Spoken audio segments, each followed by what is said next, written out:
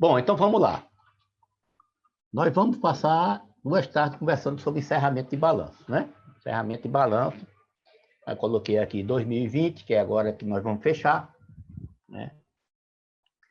E aí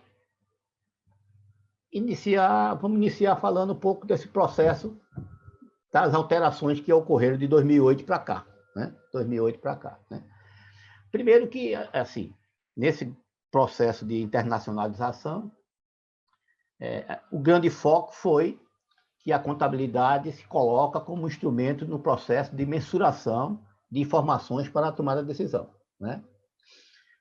Quando eu comecei na contabilidade, né, há 40 anos atrás, eu acho, né? 41 anos atrás, a contabilidade era para controle, basicamente controle, né? Registrar para controlar, né? E o auge era ser auditor, porque o auditor é que controla, que dedura, que faz tudo. Então, a gente queria estudar contabilidade, a maioria queria ser auditor. E os programas das universidades estavam voltados para o cara sair um auditor, né?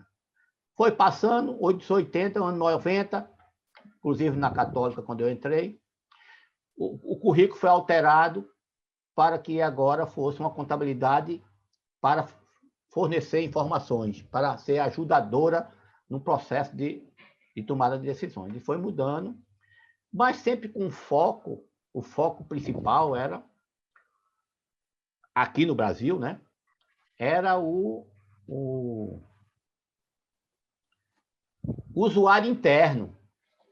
O foco era a gente fazer contabilidade para o gerente, contabilidade gerencial. Foi quando surgiu, anos 90, 80, 90, começou a surgir a contabilidade gerencial, custo para tomar a decisão e tal. Mas a decisão interna, né? E foi evoluindo, né? Continua sendo para o processo de tomada de decisão, só que essa internacionalização, a gente viu outra coisa.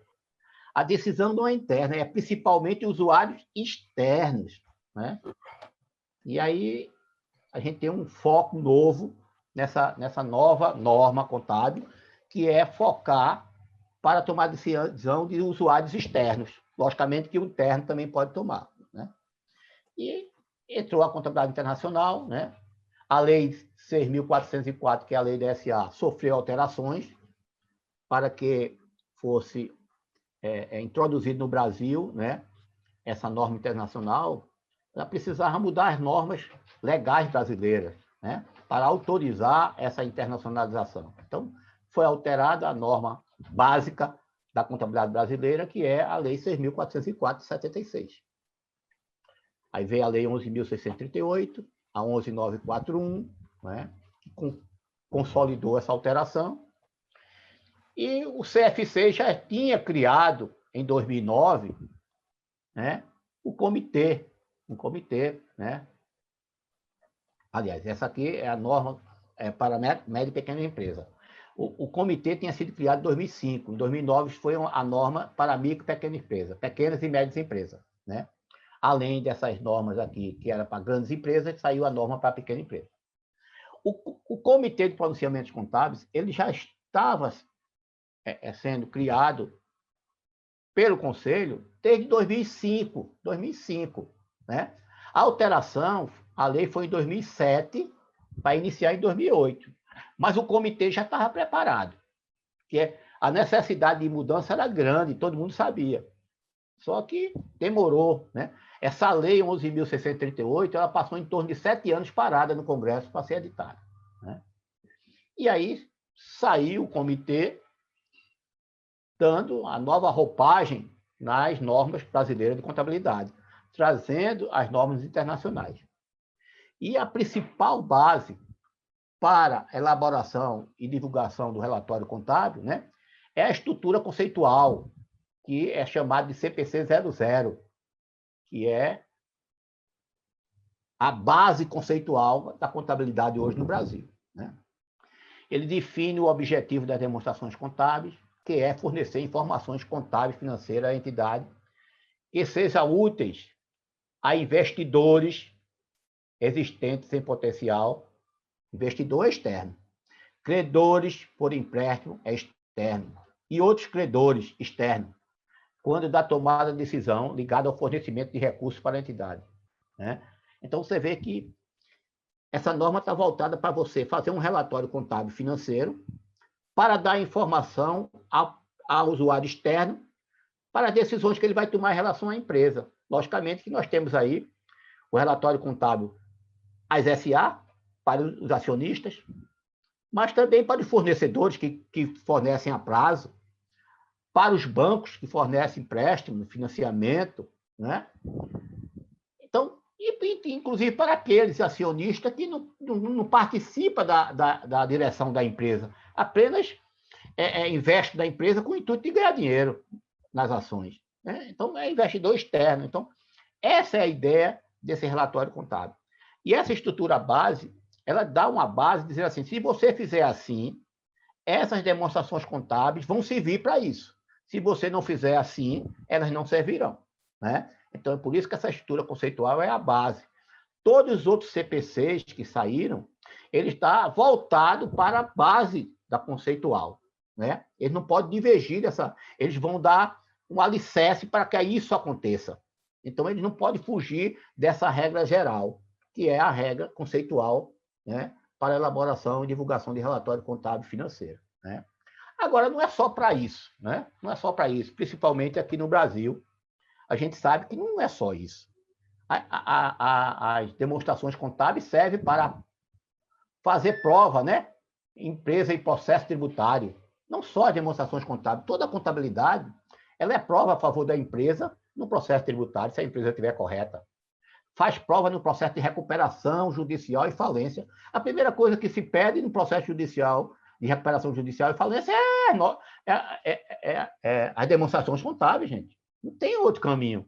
E é através delas que eles ficam acompanhando o desenrolar da empresa para saber como ela vai evoluindo.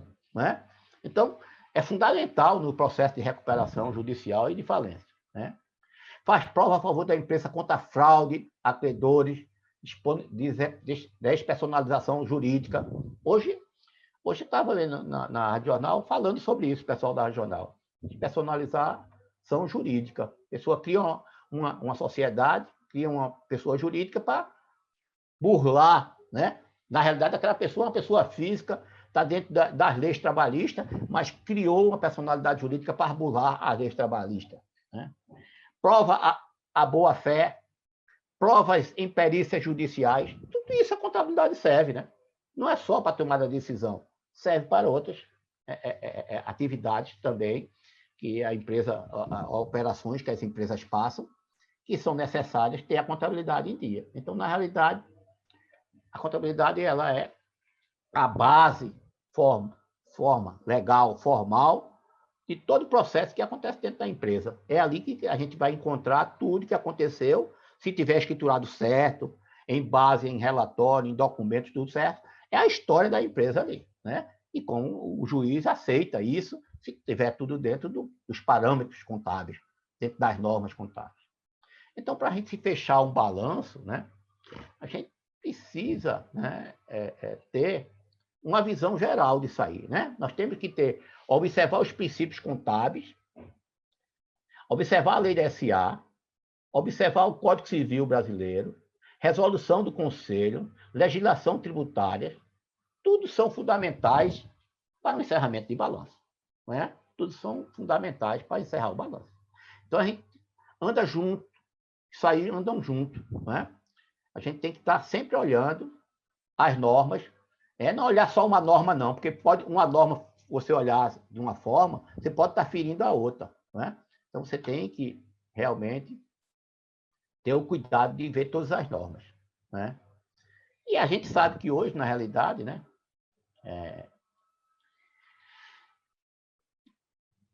fechar balanço mesmo, quem fecha é o computador. Né? Quem fecha é o computador. A gente prepara tudo, lança, para ele dar o fechamento. Né? Então, a gente vai lançando, analisando, ajustando, para quando pedir ao computador para ele me manda aí o balanço, DRE, o balancete, ele faz. Mas ele faz com base naquilo que nós informamos, né? Eu já fiz balanço, eu encerrei conta. Eu fazia o lançamento e encerramento. Nas contas de receita, debitava todas as contas de receita e creditava a conta de apuração de resultado. Creditava todas as contas de despesa e debitava a conta de resultado. Esse na mão. Hoje não faz mais, né? Então, na realidade, a gente tem... A preocupação é antes de mandar o computador fechar. É na preparação, né? É na preparação. Então, as regras contábeis que a gente tem, né? Primeiro, obrigatoriedade. Contabilidade é obrigatória para todas as pessoas jurídicas. Todas as pessoas jurídicas, né? Se você for no Código Civil, artigo 1179, tá.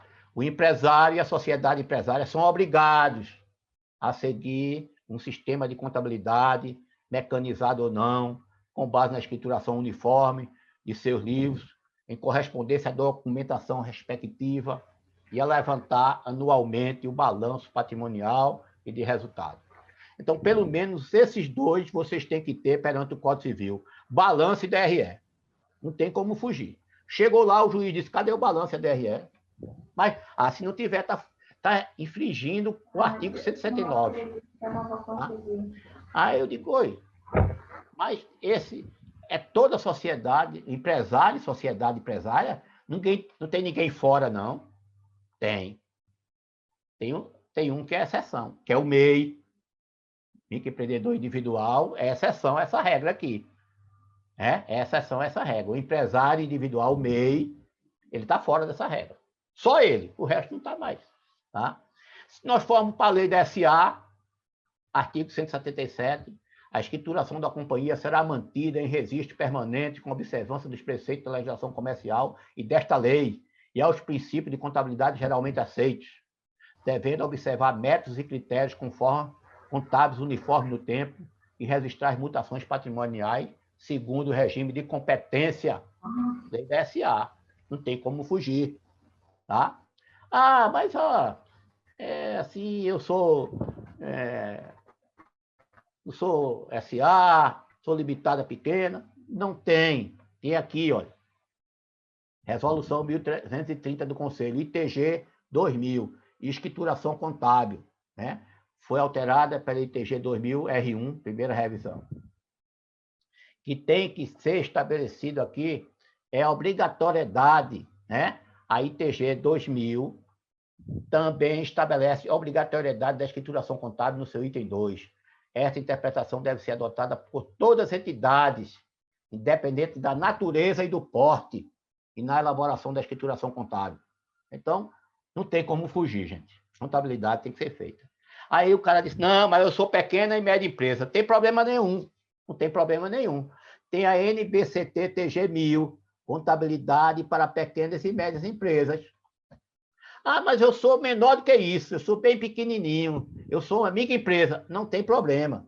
Tem aí TG 1000, modelo contábil para microempresa e empresa de pequeno porte. Pronto. Então, tem para todos os gostos. Contabilidade tem para todos os gostos. É obrigado a ser feita. Então, a gente não pode fugir disso. Inicialmente, é isso. Nós não podemos fugir disso. Tá? Agora, nós sabemos que muitas empresas não fazem contabilidade, né? Porque muitas vezes não chega nem em juízo, né? Não fecha a empresa, fecha as portas, mas não dá baixa na empresa, né? Não finaliza ela, deixa lá pendente, depois abre outra com outro CPF, outro, tá? Assim, acontece isso muito. Mas, se bater numa esfera judicial, vai precisar de ter contabilidade. Vai ter precisar de contabilidade, a não ser que seja dispensado. Agora, se eu for falar, estou falando de esfera judicial civil, né? E empresarial, no direito empresarial, tá? Como comerciante, como empresa. Se você for para o direito tributário, é diferente. Para o direito tributário é diferente. Nem todas as empresas precisam de contabilidade para o fisco. É outra história. Eu estou falando no direito empresarial, da obrigatoriedade de ter contabilidade para o direito empresarial, né? O direito empresarial. No direito tributário, as regras são diferentes. O fisco, às vezes, diz, não, eu não quero não contabilidade. Para você, basta me dar o livro caixa. É isso que ele faz aí com as empresas que estão no Simples Nacional. Né? Que estão no Simples Nacional, eles me dão o livro caixa que eu aceito. Né? Agora, para a esfera do direito empresarial, não tem. Né? E essa escrituração, ela tem que ter formalizada, né? De acordo com os princípios contábeis. Né? E o nível de detalhamento contábil deve estar alinhado à necessidade da informação dos usuários. Né? Então, o detalhamento do registro contábil é diretamente proporcional à complexidade das operações das entidades. Então, cada entidade, um é mais complexo, outro é mais simples, vai ter o nível de detalhamento que a gente vai dar. Né? Isso é muito importante, até porque a gente vê aí, no grupo de contabilidade aí dos contadores aí que eu participo, o pessoal, a semana passada, estava reclamando que fez uma proposta de um valor e veio outro colega, botou uma proposta muito menor, né? E dá aquele negócio. Bom, a contabilidade, você sabe que até é proibido botar valor de contabilidade, porque a contabilidade não depende, você não pode botar o valor, faz contabilidade por tanto. Não dá para dizer isso, porque o nível de detalhamento é bem diferente. Uma empresa você pode cobrar mais barata, a outra tem um detalhamento muito maior, muito mais complexo, o valor é outro. Então, tem que saber o detalhe, né? Os registros são diferentes, e esse detalhamento é proporcional. Cada maior, mais complexo, mais, logicamente, os honorários são maiores. Né? Então, cada empresa tem sua complexidade. Então, assim, a gente tem que identificar essa complexidade e fazer o registro contábil dentro dessa. Logicamente que quanto mais complexo, mais nós teremos que ter um controle, né? um software de controle, né? de contábil, fiscal, mais adequado para ela. Né? Quanto mais complexidade, mais o software contábil precisa ser também maior capacidade, né? Para que evite erros. Né?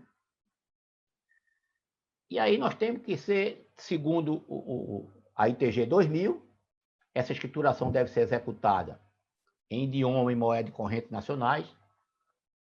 Estou falando hoje aqui, eu acho que deve ter pessoa mais experiente que eu, tão experiente, ou pessoas que estão começando, né? Que os iniciantes, né, na contabilidade, vão olhar idioma corrente, né, em forma contábil, em ordem cronológica, de mês, de ano. Isso aí não precisa nem dizer, porque o computador faz, né? Mas antigamente não era assim, né? A gente tinha que escriturar da mão, né? A ausência de espaço em branco, entre linhas, borrões. Antigamente fazia no papel, então não podia fazer isso. Hoje está tudo no computador, tudo moderno. Agora, com base em documento de origem externa e interna, ou na sua falta, elementos que comprove ou evidencie fatos contábeis.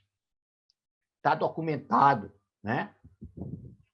Deve ter data do registro, ou seja, a data que o fato ocorreu, a conta devedora, a conta credora, o histórico que representa a essência econômica. Vou falar duas coisas aqui. Que eu encontrei agora, semana passada, numa reunião com uma empresa aí que a gente estava...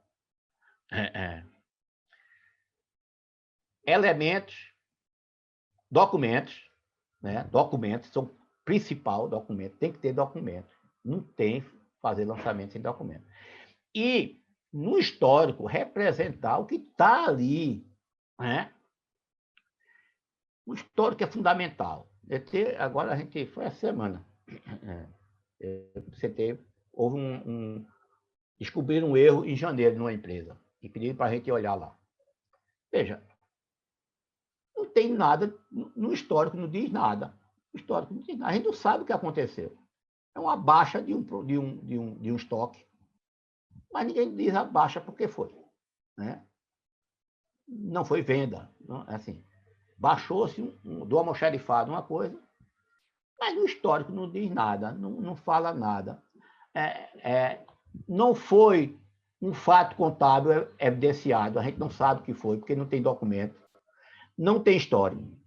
Entendeu? Assim, aí, como é que acontece isso? Por que a pessoa fez isso? Né? Eu sempre falo, gente, quando quiser fazer alguma coisa, um erro, alguma coisa, e mesmo em escritório contábil, não deixe de falar com a pessoa, com o empresário, o dono da empresa, dizendo que aquilo aconteceu, como é que vai fazer, e colocar no lançamento contábil todos aqueles dados e o papel que mandou para ele explicando. Porque 2 anos depois, 3 anos depois, não é mais você que está ali. A pessoa, o outro contador descobre, fizeram uma porcaria aqui, não sei. Aí pensa que você fez uma coisa aleatória, não sabe, porque não tem nada, não está lá guardado a informação. O histórico não está completo.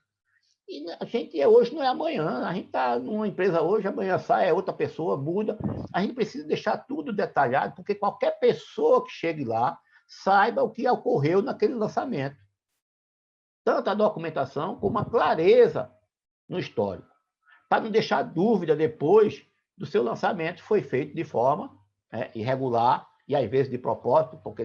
Então, assim, eu disse, mas rapaz, eu falei tanto para a pessoa, e quando fosse fazer um estorno, alguma coisa, uma baixa, explicasse, mas não está explicado. Então, assim, nem tem documento. Então, isso é uma falha grande que a gente tem que não pode deixar passar isso. Não vamos deixar passar nada sem saber deixar para outra pessoa que vem depois, que ela não saiba o que aconteceu. Deixar tudo escriturado, com documentação, para não deixar dúvida, né? O valor do registro contábil, a informação que permite identificar de forma inequívoca todo o registro que integra o mesmo lançamento contábil. Né? Então, assim, começa por aí, né? Começa por aí. É pelo registro contábil que a gente começa. Né? Para fazer um bom fechamento de balanço, se começa do registro contábil, né? Identificando um documento, tudo certinho. Né? E aí nós temos os 2 livros, Diário e Razão. Muito bom. Livros permanentes da empresa. Né? As formalidades extrínsecas, ser encadernado, ter suas folhas enumeradas sequencial, contendo termo de abertura e encerramento, né? Isso aí, acho que até os alunos já sabem, né? Que tem que encadernar. Agora, né? O pessoal está conversando. Os livros contábeis obrigatórios, entre ele Diário e Razão, pode ser em forma digital, né? Devem ser assinados digitalmente pela entidade e pelo profissional de contabilidade regularmente habilitado. Quando exigido pela legislação específica, será autenticado no registro público da entidade competente. Parei aqui, 2 coisas que eu quero falar para vocês aqui. Forma digital. Muito bom. Né? E aí tem muitas empresas que não querem mandar de forma digital. Né? Não querem mandar de forma digital, tá? Fica com medo. Olha, gente, se o livro está certo, a escrituração está certa, a forma de entregar, digital ou encadernado, não vai alterar o conteúdo do livro, não. É a formalidade da entrega. A formalidade da entrega. Tá? É a formalidade da entrega. Então, se eu tenho certeza que eu escriturei tudo certinho, tanto faz eu mandar digital ou de papel, eu tenho certeza que aquilo ali está certo. O digital é até melhor, porque não gasta papel, nem gasta taxa de junta comercial, se for empresa. Mas eu vou voltar aqui, que eu vou descer um pouquinho, vou voltar aqui. Viu? Livro diário. Deve ser lançado em ordem cronológica todas as operações. Né? Eu vou voltar aqui. Ó. Em caso de escrituração contábil em forma digital, não há necessidade de impressão e encadernação em forma de livro. Porém, um arquivo magnético autenticado pelo registro público competente será mantido pela entidade. A escrituração em forma digital no Brasil foi adotada pela ECD, escrituração contábil digital, a partir de 2008, para as empresas tributadas pelo lucro real. E, a partir de 2015, para algumas empresas tributadas pelo lucro presumido. E, a partir de 2018, para algumas empresas do Simples Nacional. Então, nós temos hoje a escrituração digital, contábil digital. Qualquer outra empresa que não esteja aqui obrigatória, dentro das normas de obrigatoriedade, pode mandar. Não tem problema nenhum. Né? Pode mandar. A entidade é responsável pelo registro público de livros contábeis em órgão competente e por averbações exigidas pela legislação de recuperação judicial, sendo atribuição do profissional de contabilidade a comunicação formal dessa exigência à entidade. Então vamos uma coisa aqui que eu vou voltar aqui. Devem ser assinados digitalmente pelo profissional da contabilidade, pela entidade e pelo profissional da contabilidade. Tá? Então, eu posso mandar a ECD eu posso mandar, que é forma digital. Mas tem que ser assinado pela entidade e pelo profissional da contabilidade. Aí eu vou dizer a vocês. O profissional, o empresário que é responsável perante a Receita Federal, ele também é o responsável pela entidade.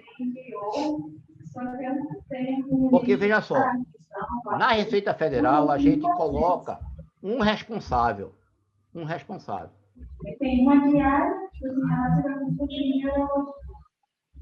Mas, às vezes, no contrato social, quem assina pela entidade são 2 sócios, ou 3. Tá? Às vezes não é um só, não. Às vezes assina 2, 3. Agora, para a Receita Federal, é apresentado 1. Para assinar pela entidade, num processo empresarial, às vezes precisa mais de 1. Tá? Aí, qual é a questão que eu estou colocando? Porque eu já vi artigos sobre isso lá em São Paulo. No contrato social, assina 2 empresários. Os 2 sócios. Perante a Receita Federal, só assinou 1. Aí o cara foi, certificado digital do representante, certificado do contador e mandou. Aí mandaram a ECD. A ECD vai para a Receita e depois vai para a Junta. Que o órgão é a Junta. Tá? Tem alguém falando aí bem alto, não sei quem é. O órgão é a Junta, não é a Receita. Eu não estou conseguindo, licença, Israel, eu não estou conseguindo fechar. Por gentileza, Canadá Contabilidade e Caroline, fechar o microfone. Aí, o sócio brigou e quis sair da empresa. Aí, o juiz disse, cadê o balanço da empresa? Aí o cara mandou. Aí o sócio que estava saindo disse, não, esse balanço está errado. Por que está errado? Porque os meus haveres são muito maior. A empresa está dando muito mais lucro que isso. Está muito pouco. Não, mas está assinado aqui. Está arquivado pela ECD na Receita. Sim, mas eu não assinei, não. Quem assinou? Ah, quem assinou, não sei. Ah, não, mas eu sou representante da Receita. Ah, mas não... Aqui é junta comercial. Aqui é direito empresarial. Tem que assinar os 2. Então, veja só o que a Receita fez. A Receita pegou a ECD, tomou a frente e disse, não, uma pessoa assina, eu aceito. Mas, se você pegar o manual da ECD, lá dentro diz que não impede que outros sócios assinem de acordo com o contrato. Para cumprir a obrigação empresarial. Para cumprir a obrigação empresarial, os outros sócios têm que assinar. Então, muita gente está assinando com um sócio só, deixando os outros de lado, sem ter a assinatura dele. Né? E aí, quando vai para a justiça, dá problema, porque quando o sócio vai sair, ele quer o dele. Né? Em São Paulo já está acontecendo isso. Então, gente, a assinatura para o livro ECD, você está mandando para autenticar na junta. É como se você estivesse fazendo isso aqui, ó, ser encadernado e levado para a junta. Né? Você vai encadernar e levar para a junta. Lá no final, quem que assina? Não é vários sócios que assinam no papel? E por que para a Receita um só assina? porque a Receita aceita. Mas lembre-se que você manda para a Receita para mandar ir para a Junta. Você está cumprindo duas obrigações. A obrigação tributária da Receita e a obrigação com a Junta Comercial, que é a societária. Então, está acontecendo muito.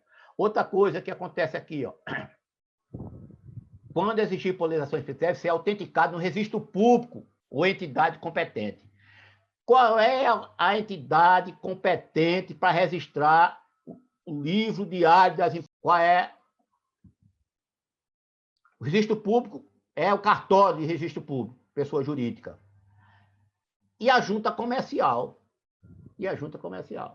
Tá? São esses dois. No Brasil, são esses dois. São os cartórios de arquivo de pessoa jurídica e a junta comerciais. É esses dois. A Receita não é órgão autenticador de nada. Aí Dilma criou um decreto lá dizendo que mandou para a Receita estar autenticado. Como é que está autenticado se a Receita não é órgão autenticador?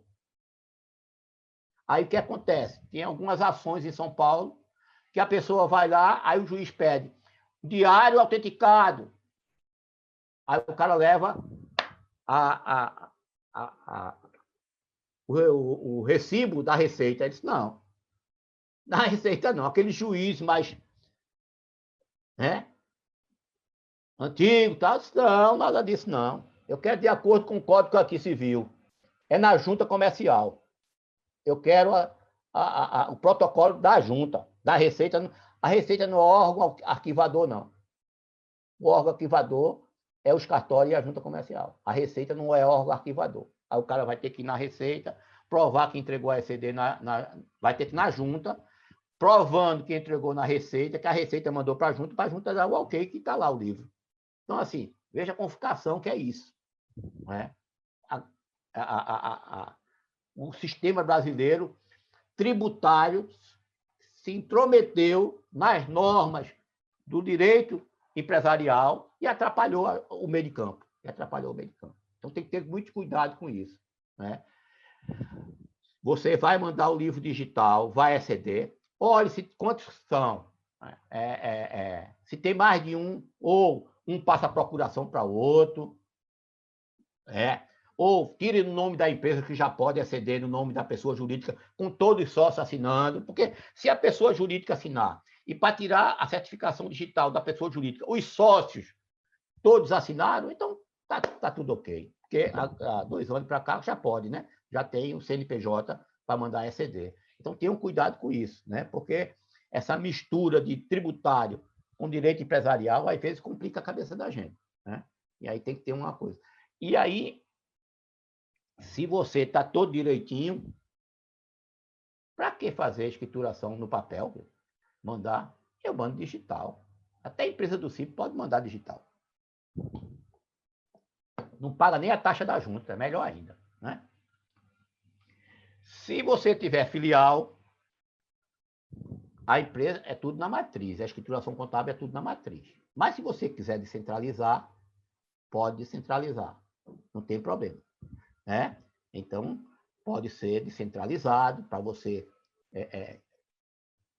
Gerencialmente é interessante descentralizar para você ver o desempenho de cada filial e da matriz separadamente.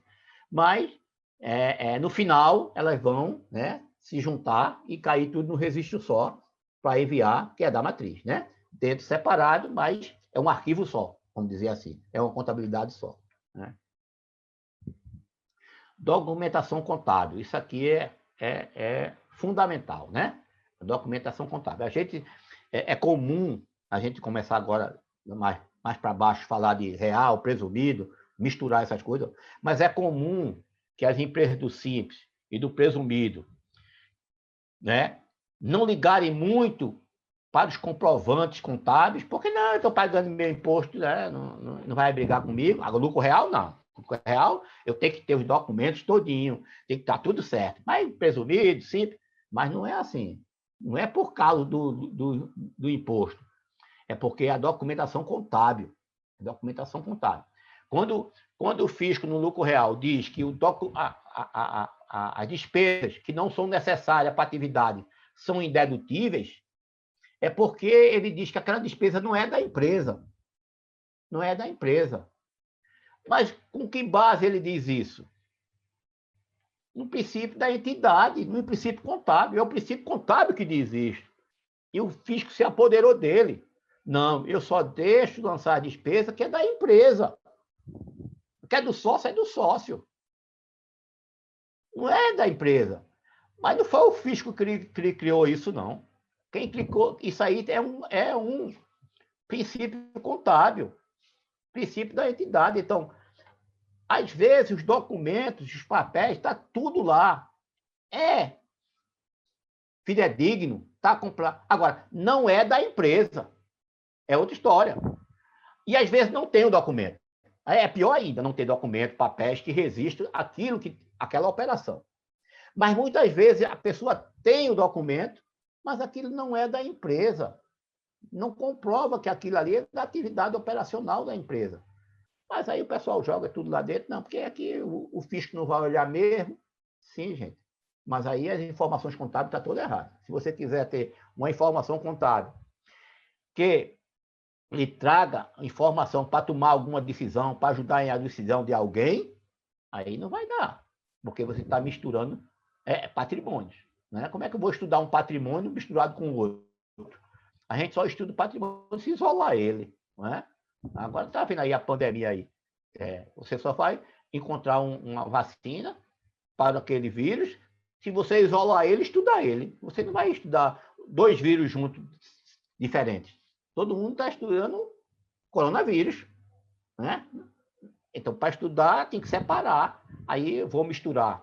Ou não vou ter documento, fazer lançamentos que não comprova, o registro não está comprovado, não houve aquela movimentação patrimonial. Então, começa daí. Eu sei que é difícil para vocês, que trabalham com escritório contábil, principalmente, né? Ou que trabalham em algumas empresas que os empresários não querem, às vezes, quer do jeito que ele quer, você pode até falar, mas ele, não, eu quero assim e tal. É meio complicado.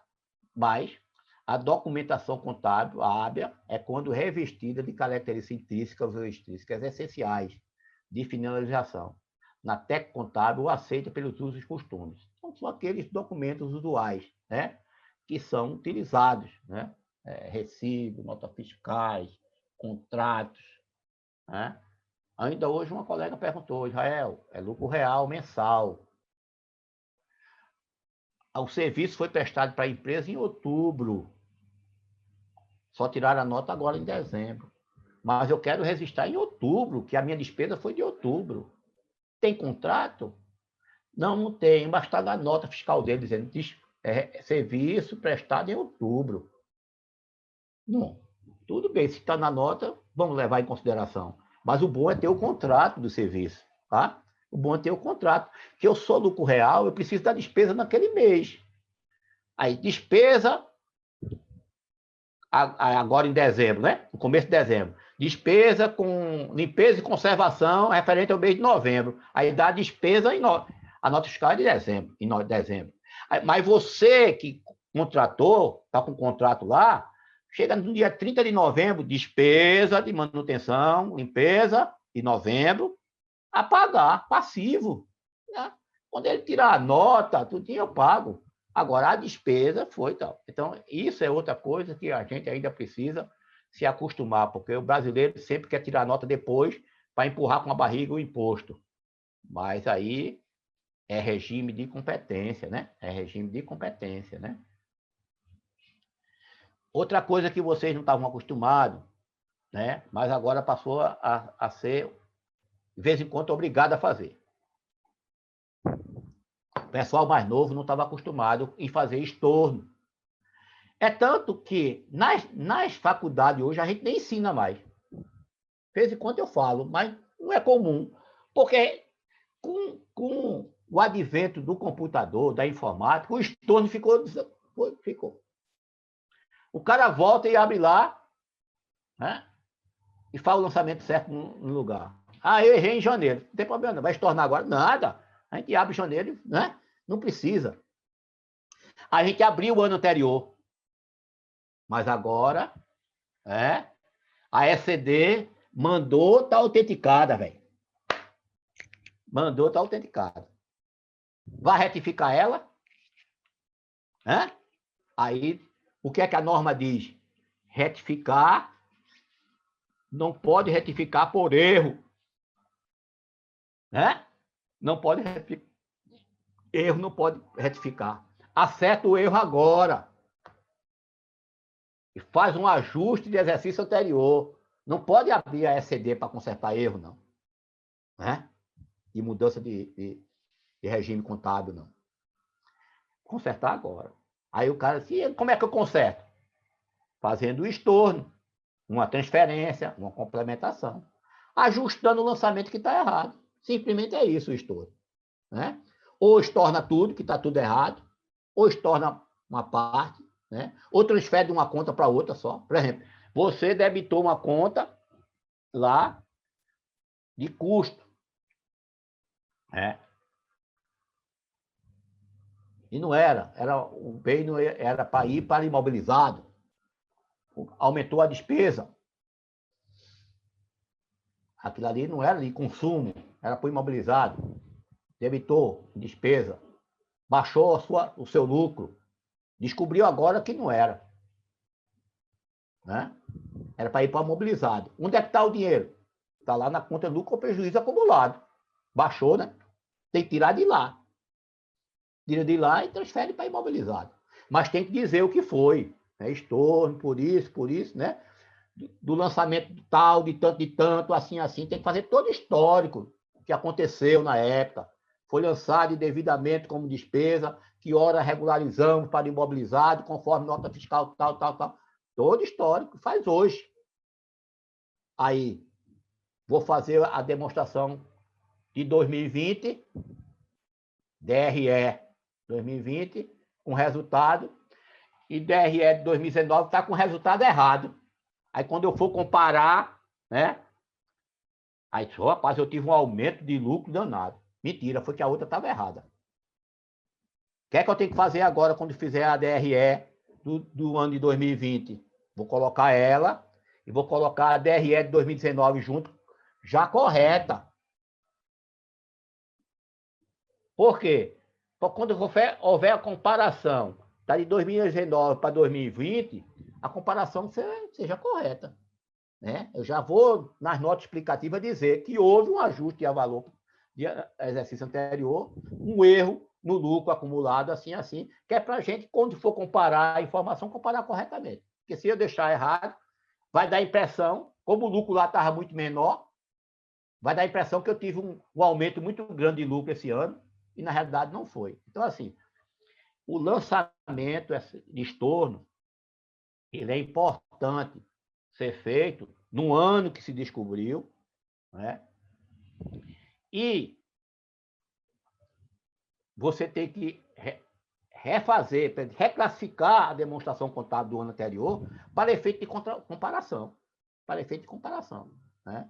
Para você demonstrar, para mandar para alguém, você tem que consertar. Porque a pessoa vai tomar uma decisão errada, pode tomar uma decisão errada. E ainda tem mais, né? Eu falei agora para voltar, a ECD do ano anterior só pode ser substituída até a data da entrega do ano seguinte. Ainda tem mais isso, né? Depois que você entregar, por exemplo, em 2019, não entregamos agora, porque foi atrasado, por causa da pandemia. Em 2019, você pode substituir ela até a data da entrega de 2020. Se você não substituir, não pode mais voltar. É uma coisa incrível. Você está com uma coisa errada e não poder consertar.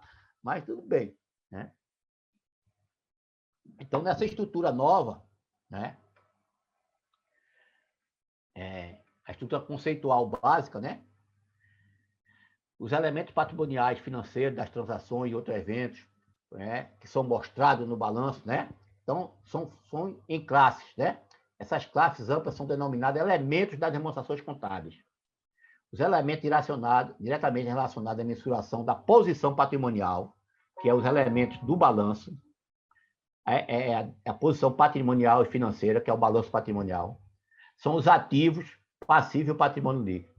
Os elementos relacionados com a mensuração do desempenho, que é a demonstração de resultado, receita e despesa, Então, assim, eles estão falando posição patrimonial e financeira, que nós chamamos de balanço patrimonial. Ativo, passivo e patrimônio. E mensuração de desempenho, né? Que a gente chama de resultado, né? São nomenclaturas novas usadas pelos novos CPCs, que é a famosa demonstração do resultado, né? Que vem a receita e despesas, né?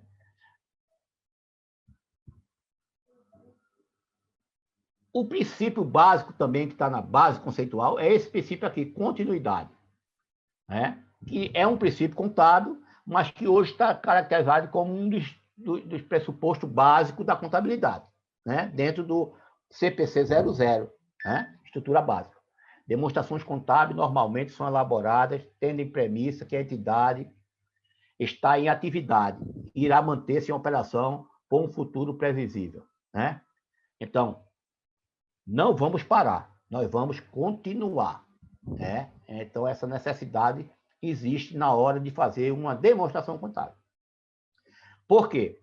Porque se, por outro lado, existir a intenção, a necessidade, né? Que a demonstração contábil pode ser elaborada com base diferente, né? Nesse caso, a base de elaboração deve ser divulgada. Se, por acaso, ela tiver um processo de liquidação ou de reduzir materialmente a escala de suas operações, a empresa tiver realmente ou parar a parte dela, ou ela liquidar, parar, a sua intenção, a necessidade da demonstração pode ser elaborada com outra forma, base diferente. Por quê? Porque a mensuração dos ativos é pela capacidade de gerar benefícios futuros. Os ativos são mensurados pela capacidade de gerar benefícios futuros. Tudo está ligado a benefícios futuros, trazer riqueza para a empresa. E se a empresa está em processo de descontinuidade, a gente não pode mensurar esse ativo pensando em trazer benefício futuro. As nossas regras, as nossas bases vão ser diferentes. Nossas bases vão ser diferentes. O ativo vai perder valor. Porque ele não é pelo que ele tem de valor por estar ali, né? O valor dele é para trazer riqueza, né? Valor para trazer riqueza. Eu sempre, na Católica, eu falo para os meninos, o valor desse birô aqui da Católica não é que eu vendo ali num brechó ali 30 conto, 40 conto. O valor não está nisso, não. Se a Católica for parar e vender esse birôzinho aqui, essa mesinha ali no brechó, vai pegar 40 reais, 30 reais. O valor dessa mesa aqui tá porque ela está trazendo riqueza agora para a Católica. Todo dia tem professor aqui dando aula e ela está junto com todo elemento trazendo riqueza. Essa que valoriza. No dia que eu disser, vou fechar, eu vou ter base diferente para mensurar meus ativos. Então, o princípio da continuidade está totalmente incorporado à base contábil. É o princípio da entidade, continuidade, entidade e competência. Né? Nas bases novas agora, fala em dois. Fala em continuidade e competência. Mas a entidade também é fundamental. Então, nós temos os elementos das demonstrações contábeis, do balanço patrimonial, demonstração de resultado, né? Então, formando aqui, vocês sabem mais do que eu, mas muitos estão aí ainda naqueles ativo, que é ativo, bens, direitos e obrigações, né? E ativo é bens, direitos e obrigações. Não, ativo é bens, direitos e o passivo é obrigações. Aí nós estamos naquele conceito antigo, né? Continua sendo isso, ativo, bens, direitos e passivo obrigações. Agora, tá, o ativo é um recurso controlado pela entidade como resultado de eventos passados, no qual se espera que fluam futuro de benefício econômico para a entidade. Escutando aí, enquanto eu estou preparando o negócio para tu. Tá? Então, veja só. Ativo é recurso que está controlado pela entidade, com resultado de evento passado, porque eu fiz alguma negociação para ele estar comigo, do qual se espera que flua benefícios econômicos para a entidade, flua benefícios futuros para a entidade. Se não for assim, não é ativo. Né? Ligado ao princípio da continuidade. Bem direito. Bem direito. Que tem essa característica. Se o bem direito não tiver essa característica, não é ativo. Né? Passivo é uma obrigação. Olha, é uma obrigação. A gente sabe que passivo é uma obrigação. Mas que obrigação é?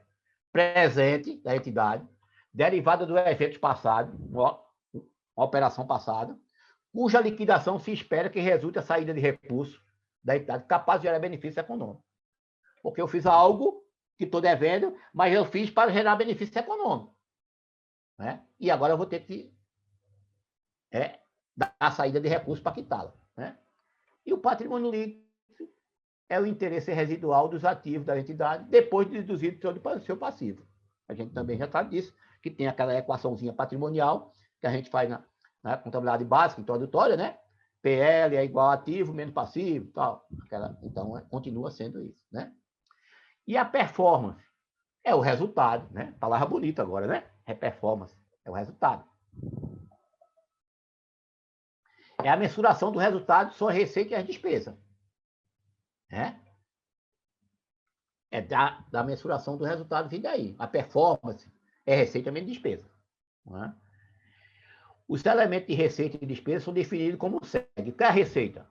São aumentos de benefícios econômicos durante o exercício ou período contábil, sob forma de entrada de recurso, ou de aumento de ativos, ou diminuição de passivos, que resultem em aumentos de patrimônio líquido e que não esteja relacionado com a contribuição do detentor de instrumentos patrimoniais, ou seja, não seja aumento dos sócios. Aumenta o PL, mas não vem dos sócios. Agora, uma coisa bonita aí para vocês. Forma de entrada de recursos, é lógico, isso é bonito, ou aumento de ativo, também, né? Recebi um veículo, uma doação, um veículo, aumentou meu ativo. Vou pagar? Não. Gerou o quê? Um aumento de PL, uma receita. É? Se é tributado ou não é outra história. Aumentou o ativo, sem sair recurso,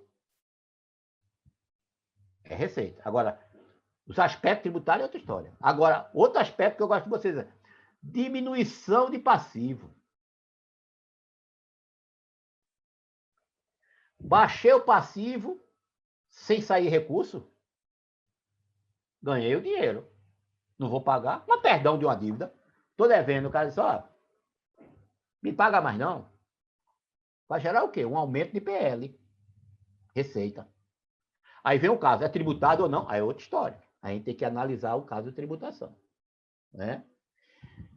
E aí, já se misturando aqui a parte tributária, passivo fictício, que os auditores gostam é muito. Estou com o passivo lá, que já está pago. Não tem aquele débito. É outra confusão. Porque o passivo foi pago com o dinheiro que não saiu do caixa oficial da empresa. Né? Aí, se saiu com outro dinheiro, que dinheiro foi? Aí o fisco pergunta, você está omitindo receita para mim, é? Está fazendo caixa 2? O que foi que houve? Né? Então, tem que ter muito cuidado com os passivos. Né? Passivo gera receita também. Né? Despesas são decréscimos de benefício econômico durante o período sob a forma de saída de recursos ou redução dos ativos, de ativo, ou assunção de passivos. Né? Porque você faz uma despesa, você pode reduzir seu ativo ou aumentar seu passivo. Que resulta em decréscimo do patrimônio líquido e que não seja relacionado com distribuição dos detentores de instrumentos patrimoniais. Ou seja, não é distribuição aos sócios. Bom, receitas. Aí é outra história também, bonitinha para vocês, viu? A definição de receita abrange tanto receita propriamente ditas quanto os ganhos. A receita surge no curso da atividade usuária da entidade e é designada por uma variedade de nomes, né? Tais como vendas, honorários, juros, dividendos, royalties, aluguéis. Então, ó, receita propriamente dita, que eles falam nesse novo conceito de receita, é a receita da atividade da empresa. Da atividade da empresa. Né? O que não é propriamente da atividade da empresa, a gente chama de ganho. Outras receita que não vem da atividade mesmo da empresa. E a gente, no dia a dia, a maioria dos contadores sabe que a venda do imobilizado a gente chama de ganho. Ganho, né? Ganho na venda do imobilizado, né? A gente não faz a receita, a gente pega o imobilizado, a receita, menos a despesa e diz que teve ganho ou perda, né? Porque não é da atividade. Embora hoje não tem mais receita não operacional e operacional. É tudo operacional. Até porque aquele imobilizado participar diretamente da atividade da empresa. Porque se ele não participar da atividade da empresa, ele não é imobilizado. O imobilizado obrigatoriamente participa da atividade da empresa. E se ele é vendido, não há receita propriamente dita, mas gera uma receita, gera um ganho ou uma perda. A gente faz. Mas eu não vou criar lá uma linha lá, receita, ganhos não operacionais, mais no nosso DRE, não. Na DRE fiscal, sim. O fisco ainda faz isso. Não é? Mas na DRE contábil não tem mais essa nomenclatura. É outra receita, outros ganhos. Né? A mesma coisa é com a despesa. Tem as perdas e a despesa propriamente ditas. As despesas propriamente ditas é a despesa da atividade operacional da empresa, despesas comuns com a atividade. E aquelas outras, né, que não é comum da atividade, a gente vai chamar de perda. E aí vem também a venda do imobilizado, né? Pode ter uma perda, eu falei em ganho, mas pode ter perda. Né? E tem os testes de impairment hoje, né, que gera perda, né, de recuperabilidade. Tem a que a gente chama de perdas, né, na carteira de crédito, né, dos clientes, perda de duplicata a receber. Né? Então, né?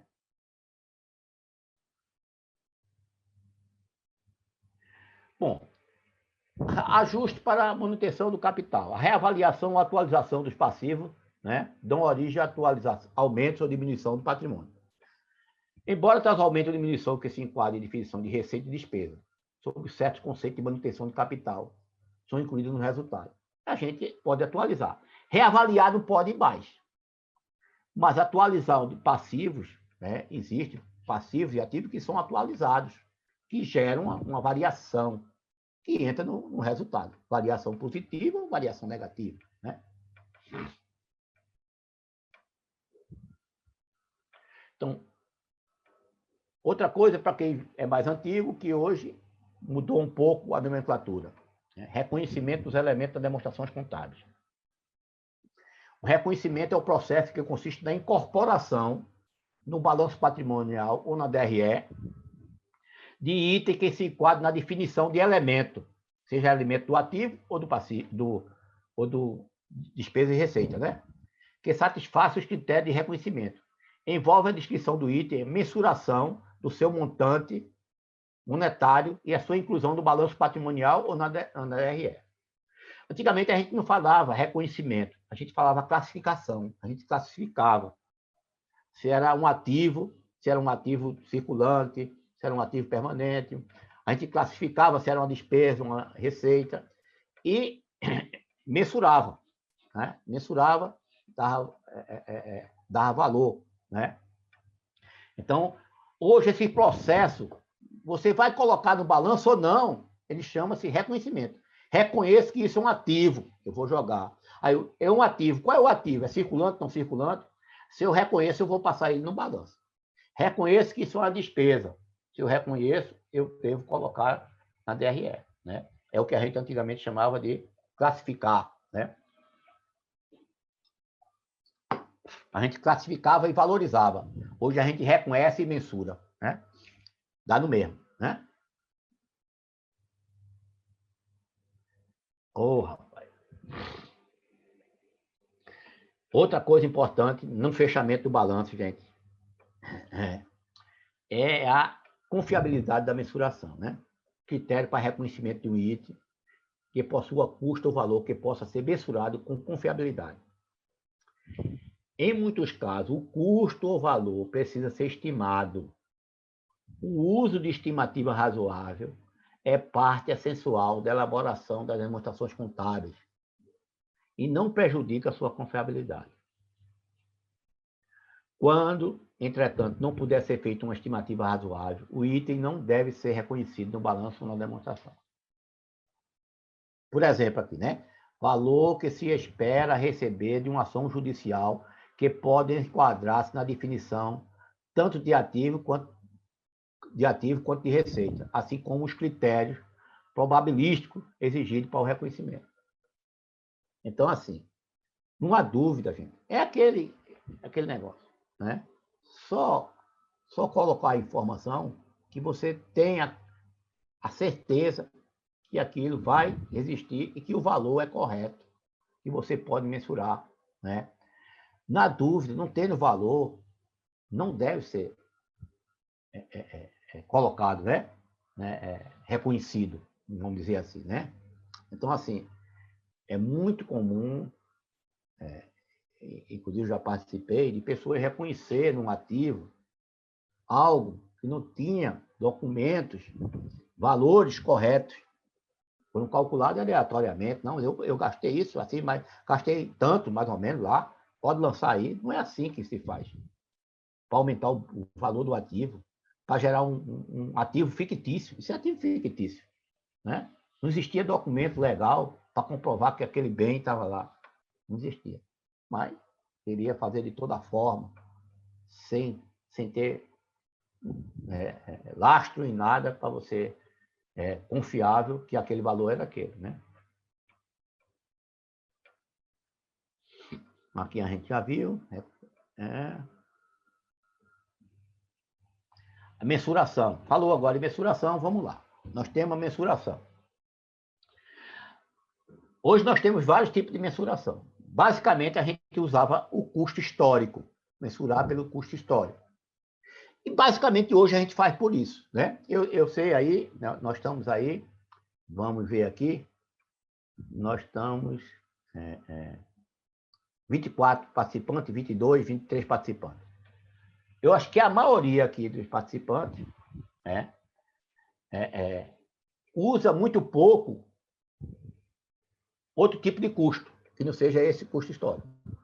Principalmente as menores. As maiores pode ser até que já esteja usando outro tipo de custo. Valor justo, valor... Tá? Mas as menores eu tenho certeza que não está usando outro tipo de custo. O custo é histórico, né? Os ativos são registrados pelos montantes pagos em caixa, ou equivalente em caixa, ou pelo valor justo, o valor que acordou na hora, né? Não pagou, mas fez um acordo. Só é tanto. É o valor justo, né? Os passivos são registrados pelos montantes de recursos recebidos em troca da obrigação, ou em alguma circunstância, por exemplo, imposto de renda, pelo montante de caixa equivalente em parte que se espera que serão necessários para liquidar. Então, é aquele custo que a gente paga, ou que promete pagar naquela hora, pelo valor que está ali. Esse é o custo que geralmente faz, porque a gente pega a nota fiscal e lança por ela. Tanto a entrada como saída é pela nota fiscal. Mas tem os custos correntes, que é pouco usado, né? Né? Mas que pode ser usado em determinado caso, né? Os ativos são mantidos pelo montante de caixa que teriam de ser pagos se esses mesmos ativos, o ativo for adquirido na data do balanço. Eu tenho um ativo, um carro, eu vou mensurar ele na data do balanço pelo valor que eu pagaria ele no balanço, e não quando eu comprei, né? Então, esse é um custo que não é muito usado na contabilidade.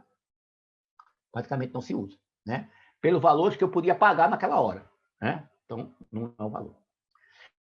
Esse aqui já é um novo, que alguém já deve estar usando aí, na turminha nossa aqui hoje, né? Os ativos, né? Valor realizável, valor de realização ou liquidação, que eu consigo vender. É o contrário do outro. O corrente é quando eu conseguiria pagar naquela hora. Se eu fosse comprar aquele bem, por quanto eu pagaria agora?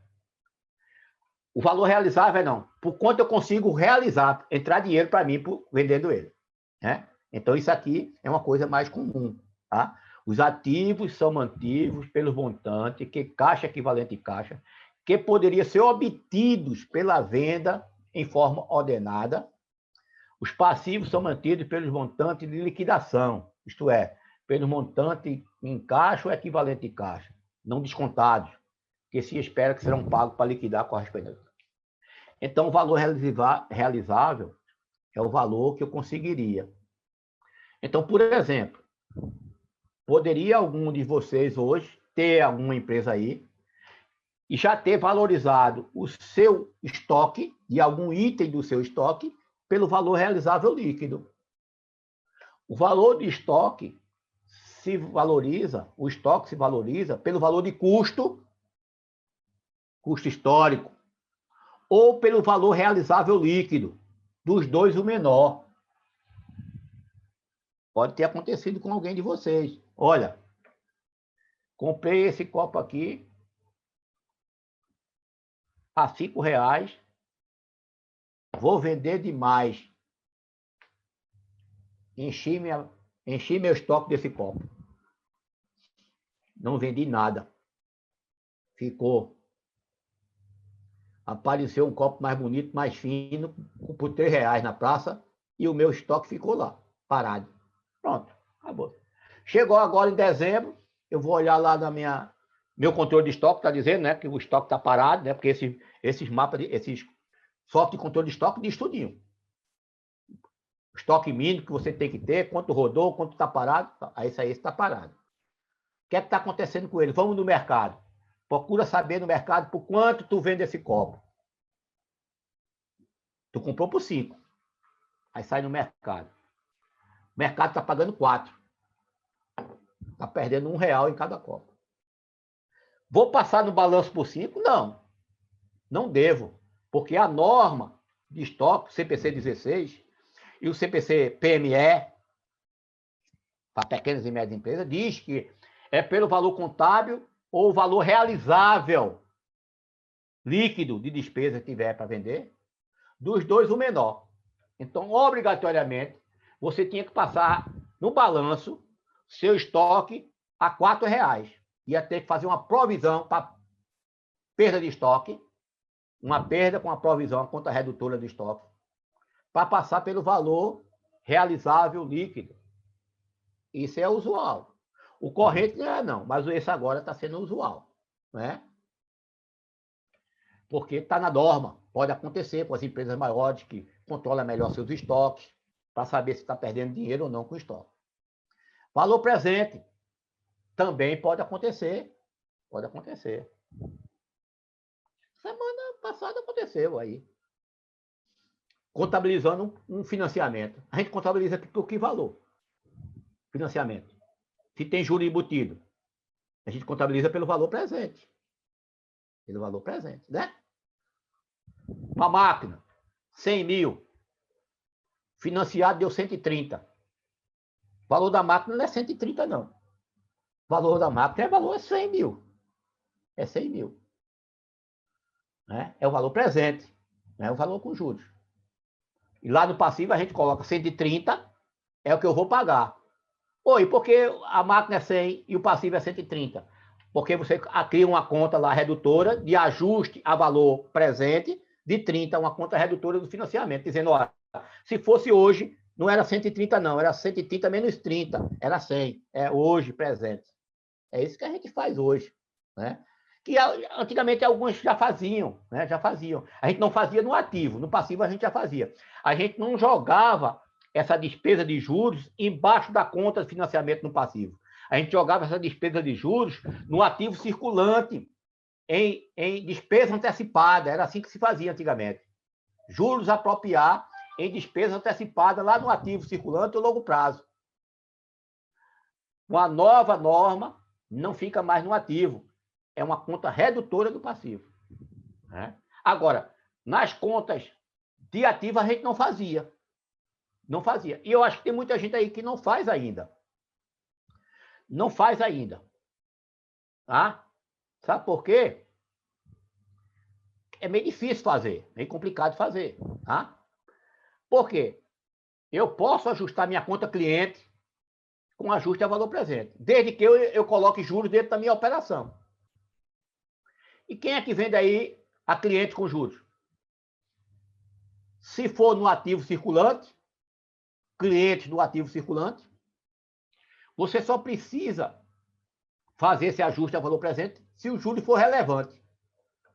O pessoal vende aí em 12 meses sem juros? Não é que juro relevante tem aí? Não faço. Tá? Então, a maioria não faz. Agora, se for clientes ou duplicata a receber no longo prazo, não realizável a longo prazo, tem que fazer o ajuste a valor presente. Tem que tirar os juros embutidos. Está na lei da SA. Você precisa fazer o ajuste. Porque entende-se que quando você vende a longo prazo, você embutiu o juro ali. E tem que esse juro ser tirado. E seria a mesma coisa, uma conta redutora da conta cliente, né? Então, a partir de 2000... vamos às perguntas? Vamos, ótimo. Paramos bem aqui na classificação. 35, né? É. Nós temos aí na fila... Vamos lá. Cadê? Joelmo Figueiredo, ele queria fazer uma pergunta para você. Corre, não. Vamos lá. Boa tarde, Gael. Boa tarde, João. Boa tarde, pessoal. Boa tarde. Mas aí, voltando lá para a questão do autenticação Opa, boa. Da ECD junto à Receita Federal. Um exemplo aqui de uma empresa que existe 2 sócios, mas só um é administrador. Eu preciso pegar também o certificado da outra e colocar do outro sócio, sendo ele só... Você está falando administrador perante a Receita ou lá no contrato diz que é ele sozinho? No contrato diz que ele sozinho como administrador. Então, pronto. Ele sozinho assina. É porque assina, tem contrato porque tem contrato que diz que assina 2. Tem contrato que dá o poder só para um. Mas tem contrato que assina 2, às vezes assina 3, dependendo. Quando o contrato diz que é só um, pronto. Acabou o problema. O contrato diz que é isoladamente, né? Pronto, bateu. É isso mesmo. Quando ele assina isoladamente, não tem problema. Ele pode assumir.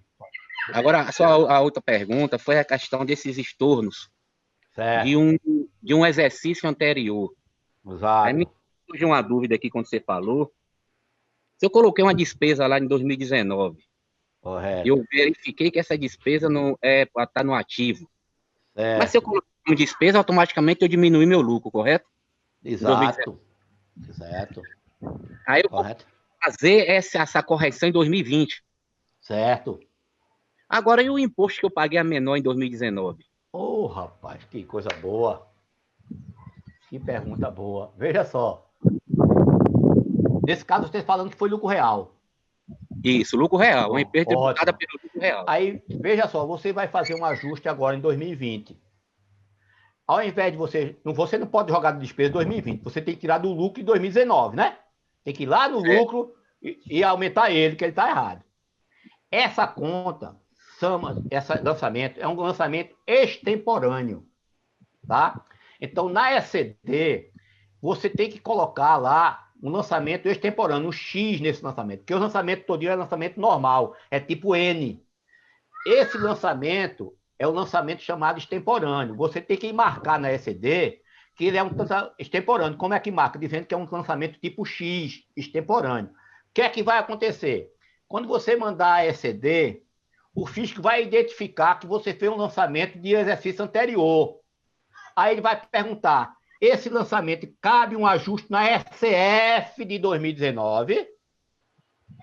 Ele vai perguntar. Porque se cabe, você faça a retificadora, aumente o lucro na SF e pague a diferença de imposto. Ele vai dizer isso. Então, correto. Tá certo? Então, primeiro, na ECD, a gente tem que marcar que esse lançamento não é da agora. É extemporâneo, tipo X. Aí, se esse lançamento é tipo X e implicou no imposto de 2019, a gente tem que retificar a ECD-F de 2019. Eu retificando a SF, eu não tirei que retificar primeiro a ECD, não, Israel? Daquele ano? Não, você lança lá na SF, você vai retificar, você não vai precisar mexer na contabilidade. Eles criaram uma linha lá no Lalu, no L300, né?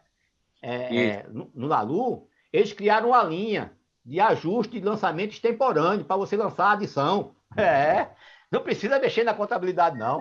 Você vai direto para o Lalu e lança lá o valor como adição. Eles criaram uma linha tanto para adição como para exclusão, se for o contrário. Eles criaram uma linha própria. Tá? Então, você retifica a SF, Mas não precisa mexer na contabilidade. Você vai mexer só no Lalu, fazendo uma adição lá. E aí pronto, mata. Ok, obrigado, Israel. Boa tarde, viu? Beleza.